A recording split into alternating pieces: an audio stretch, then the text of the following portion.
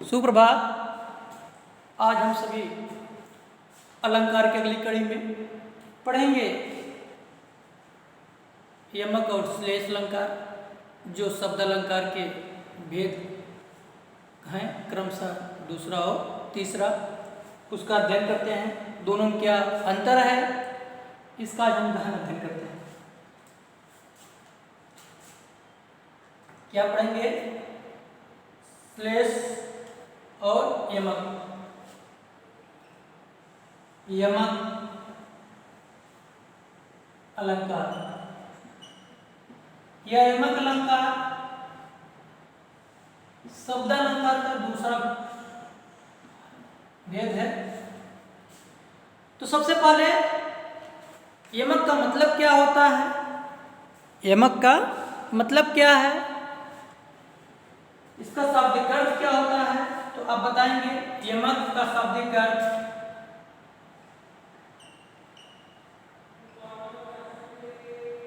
इसका शाब्दिक अर्थ है, यमक का शाब्दिक अर्थ युग्म होता है। क्या होता है? युग्म। यमक का शाब्दिक अर्थ युग्म या जोड़ा होता है। इसका अगर आपसे कोई पूछता है शाब्दिक अर्थ क्या होता है, तो आप बताएंगे युग्म या जोड़ा। और यही से होता है, इसका जो है लक्षण होता है पद एक नाना अर्थ। पद एक नाना अर्थ है, जिनसे जेतो वित्त तामे ताको काढ़िए यमक माहि दीक्षित। इसका यह मतलब हुआ कि अर्थ जो है अलग अलग होंगे, नाना नाना माने अनेक होंगे, और पद एक ही होगा, शब्द एक ही होगा। माने सब दो युग्मों में आते हैं। यहाँ पर इसकी परिभाषा है। अगर आप पूछते हैं यमक अलंकार किसे कहते हैं, तो आप बताएंगे वे पद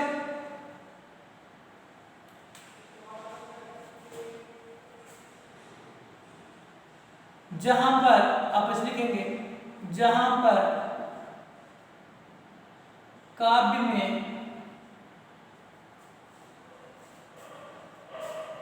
एक ही शब्द, जहां पर काव्य में एक ही शब्द दो या दो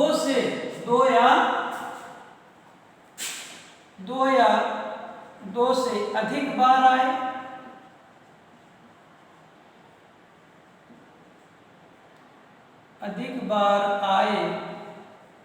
किंतु उनका अर्थ है, भिन्न, एक दूसरे से भिन्न, किंतु उनका अर्थ एक दूसरे से भिन्न हो, अलग हो, किंतु उनका अर्थ एक दूसरे से भिन्न हो। भिन्न मतलब अलग अलग हो। भिन्न हो तो वहां यमक अलंकार होता है। जहां पर काव्य में एक ही शब्द दो या दो से अधिक बार आए, किंतु उनका अर्थ एक दूसरे से भिन्न हो या अलग हो, तो वहां यमक अलंकार होता है, या उसे यमक अलंकार कहते हैं। वहां यमक अलंकार होता है। यमक का शाब्दिक अर्थ युग्म या जोड़ा होता है। जैसे सर्वविदित है, यह उदाहरण हमेशा आपको बहुत देखने को मिलता है। कनक कनक के सौनी, कनक कनक के 100 गुनी मादकता अधिकार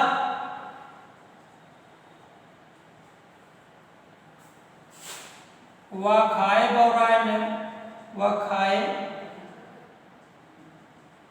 बौराए नर या व पाए बौराए।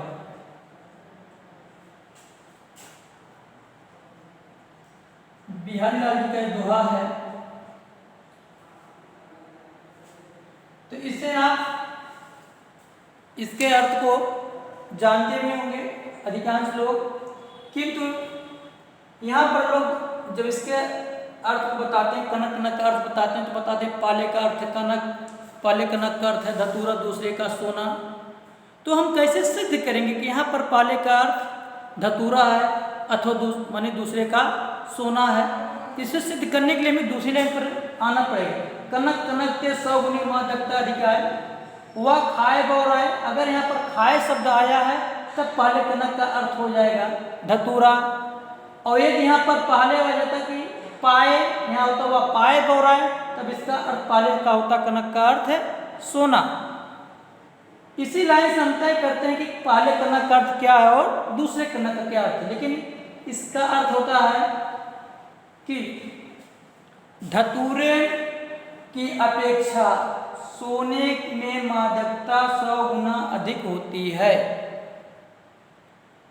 धतूरा खा लेने पर मनुष्य पागलपन हो जाता है, लेकिन उससे भी अधिक पागल तब हो जाता है जब उसे सोने की प्राप्ति हो जाती है।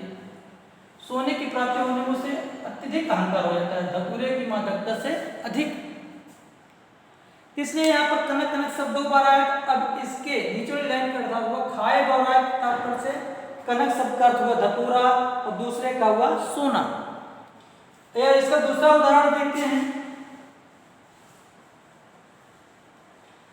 बहुत उदाहरण है इसे। दूसरा उदाहरण काली घटा की घमंड घटा। काली घटा की घमंड घटा। तो ऐसा नहीं कि वह शब्द क्रम से ही हो, सब 2 बार आएंगे, दोनों चाहे वाक्य के बीच में हो, चाहे उसके आदि में हो या अंत में हो, माने उस वाक्य में कहीं वो हो सकते हैं, लेकिन वे सब 2 बार आएंगे, अवश्य आएंगे, और दोनों का अर्थ भी अपना अलग अलग होगा, तभी वह यमक अलंकार होगा। अन्यथा यमक अलंकार होने का वह जो है श्रेणी में नहीं आएगा। तो यहाँ देखिए काली घटा, यहाँ घटा सब 2 बार आया है, एक घटा ये हुआ, दूसरी घटा ये हुई। अब काली घटा माने आसमान बादल, काली घटा है लोग बोलते हैं। तो काली घटा माने काले बादल, घमंड माने अहंकार, एक घटा माने कब। यहाँ इस घटा माने बादल, इसका मतलब क्या हुआ? पहले घटा का बादल और दूसरे घटा का कम होना। काली घटा की घमंड घटा, ये दूसरा उदाहरण रहा। तो यहाँ घटा स्थान पर बादल, क्यों बादल? क्योंकि काली घटाएं होती, बादल काले घटाएं लगते हैं, अहंकार कम होता है। तीसरा उदाहरण देखते हैं। सजना है हमें सजना के लिए, यहां पर देखिए सजना है हमें सजना के लिए, सजना है हमें सजना के लिए।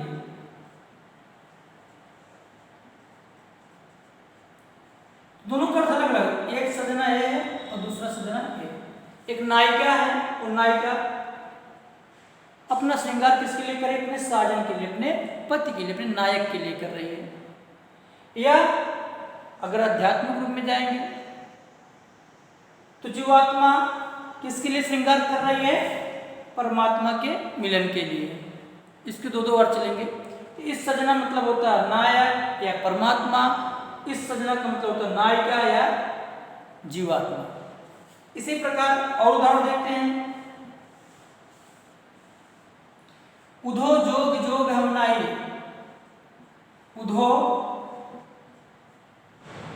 जोग जोग हम नाही। तो नाही मीन्स इस योग का मतलब हुआ योग साधना, इस योग का मतलब हुआ लायक योग्य, इसका मतलब हुआ योग्य। हे उद्धव, जिस योग साधना की तुम बात कर रहे हो उसके योग हम नहीं हैं। ये गोपियां किससे कर रहे हैं? उद्धव से। या सूर सूर तुलसी ससी, सूर जो है सूरदास, एक सूर का मतलब हुआ, दूसरे सूर का मतलब सूर्य हुआ।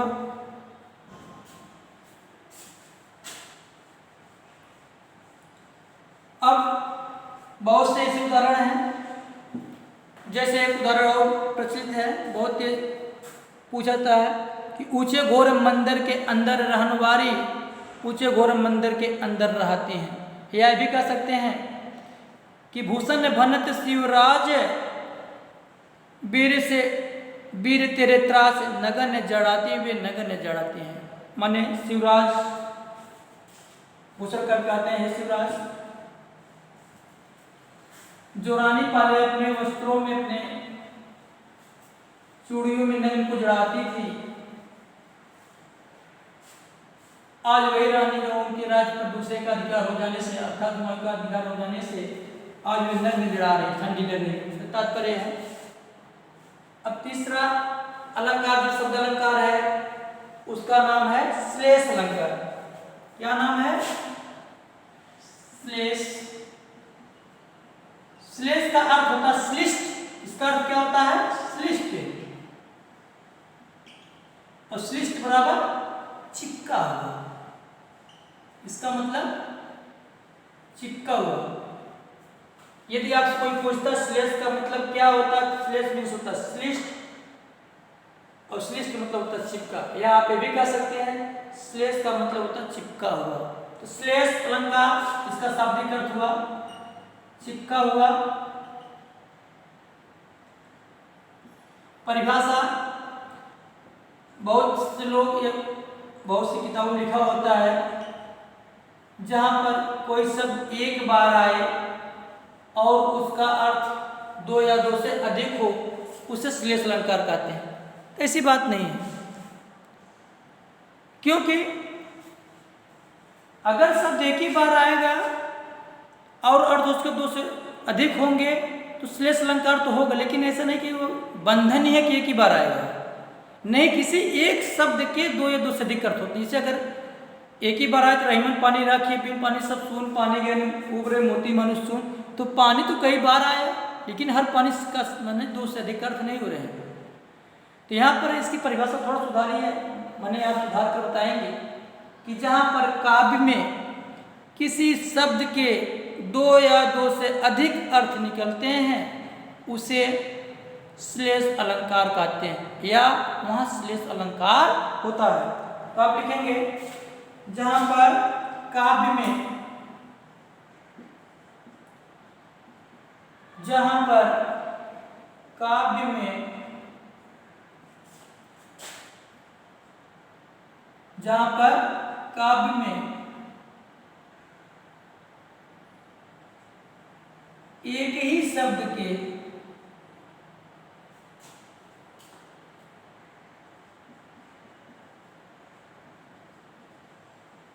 दो या दो से अधिक अर्थ निकले,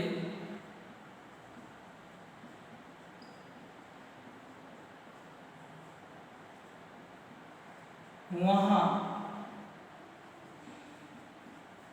श्लेष अलंकार होता है।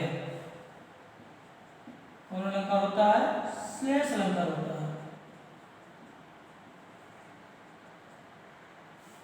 वहां श्लेष अलंकार होता है।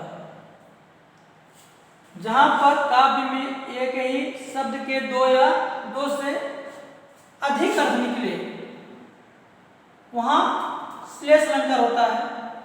जैसे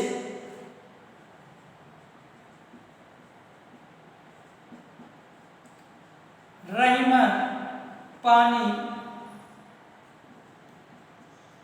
राखिए,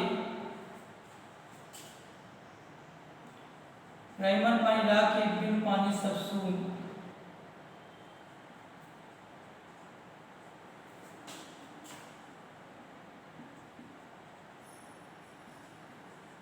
रहीमदास जी का दोहा है। पानी गए नूबरे, पानी गए न उबरे, मोती मानुष चून, मोती मानुष चून। अब देखेंगे, अभी हमने बताया था कि जब इसकी परिभाषा लोग बताते हैं, कहते हैं जहां पर किसी एक जहां पर कोई शब्द एक बार आए, एक बार आए और उसका अर्थ दो या दो से अधिक हो तो वहां श्लेष अलंकार होता है। ये परिभाषा पूर्ण नहीं है, शुद्ध नहीं है, ये गलत है।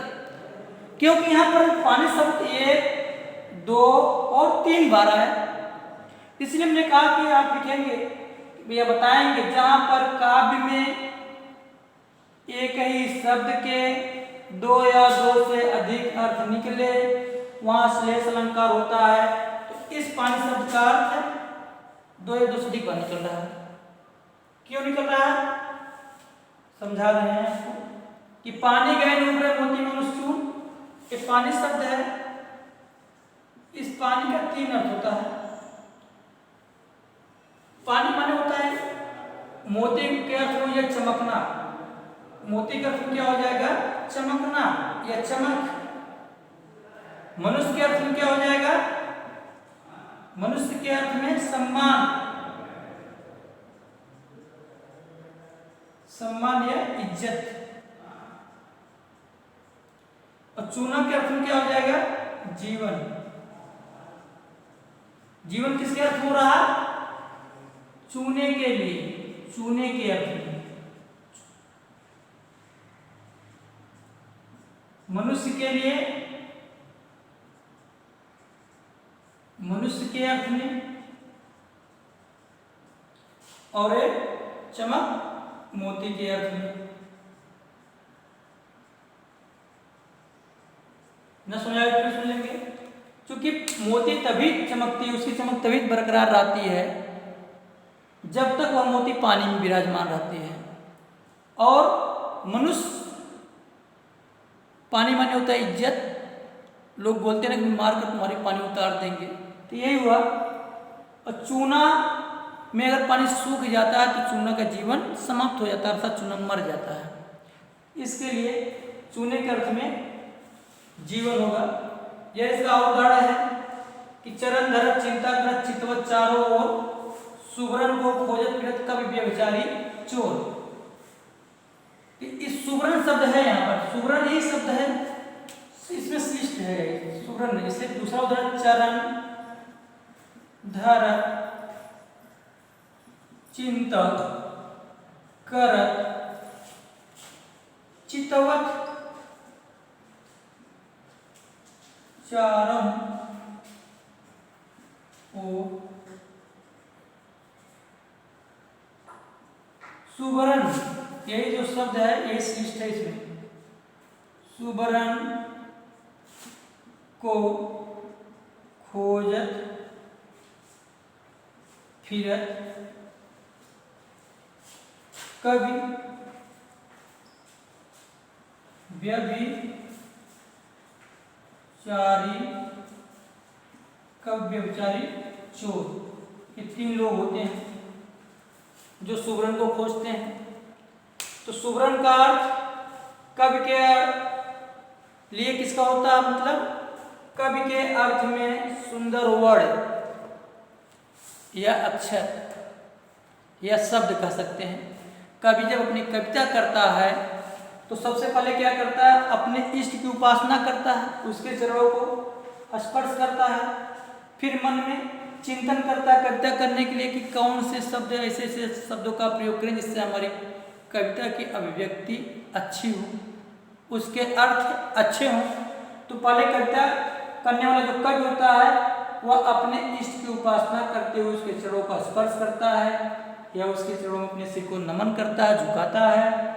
फिर कविता करने के लिए चिंतन करता है। चिंतन करते हुए चारों तरफ शब्दों पर विचार करता है कि इस लाइन में कौन से शब्द अच्छे होंगे। तो सुगरण माने कवि के अर्थ में हो जाएगा सुंदर शब्द या वर्ण। व्यभिचारी होते हैं, व्यभिचारी माने जो पुरुष, ऐसे पुरुष जो निगम्य टाइप होते हैं, जिनका कामना, जिनकी इच्छा विभिन्न तरह से एक नहीं कई स्त्रियों पर दौड़ते रहता है, उससे व्यभिचारी कहते हैं, जो भोग विलास में लीन रहते हैं। तो वह भी सोचता है कि बहुत अच्छी है, माने इसे के लिए होती है सुंदर स्त्री, अच्छी स्त्री। और चोर माने होता है, चोर सोचता है अगर चोरी करें तो अच्छे आभूषण की प्राप्ति हो, नकली न हो, उच्च क्वालिटी का आभूषण हो। तो यह भी चोरी करने से पहले भी चोर भी अपने इष्ट की उपासना करता है, मनाता है, और फिर चारों तरफ लोगों की नज़रों से बच करके चोरी करता है। इस सुब्रह माने सुंदर शब्द या अच्छा कवि के लिए प्रयोग किया जाता है। और इस सुब्रह का अर्थ व्यभिचारी के लिए सुंदर स्त्री हो जाएगा, और चोर के लिए अच्छा आभूषण माने श्रेष्ठ या उच्च क्वालिटी या उत्तम क्वालिटी के आभूषण। तीसरा इसका जो है उदाहरण देखेंगे, मेरी भव बाधा और राधा नागर सो जातन की झाई प्रेस श्याम हरिदुति होय। बहुत से उदाहरण हैं। अब श्लेष अलंकार के भेद हम पढ़ते हैं। श्लेष अलंकार के कितने भेद होते हैं? यमक के भेद नहीं होता है। श्लेष अलंकार के दो भेद होते हैं।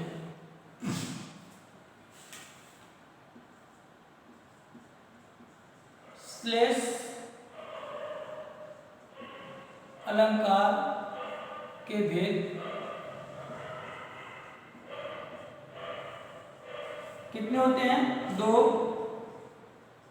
यदि कोई पूछता है अभंग श्लेष और सभंग।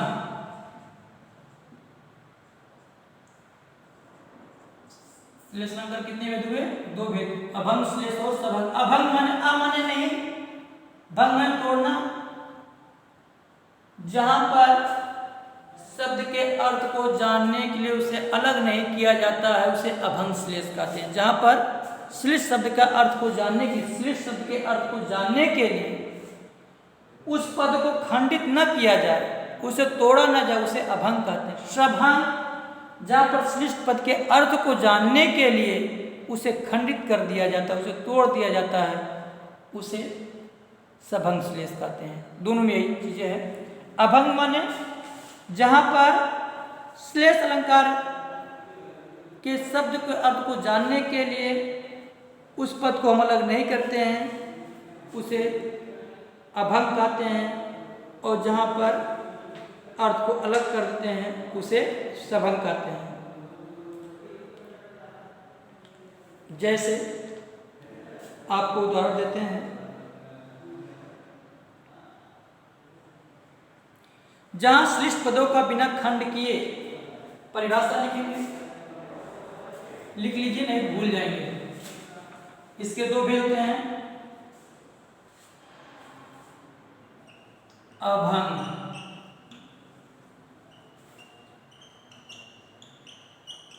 अलंकार की परिभाषा क्या है? आप लिखेंगे श्लेष शब्द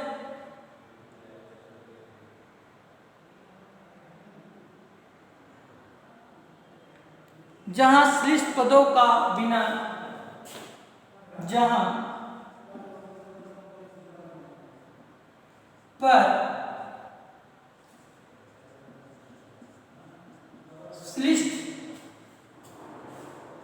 पदों का अर्थ जानने के लिए, या ऐसे कहेंगे जहां पर श्लिष्ट पदों का अर्थ बिना खंड किए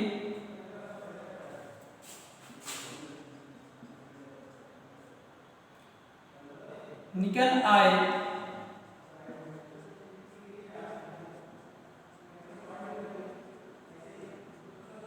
वहां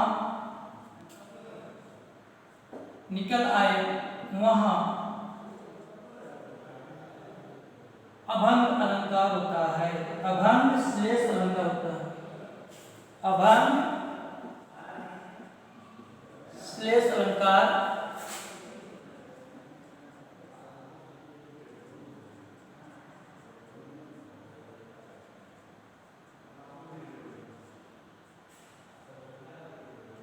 श्लेष अलंकार होता है। जैसे रावण, सिर, सरोज, वनचारी,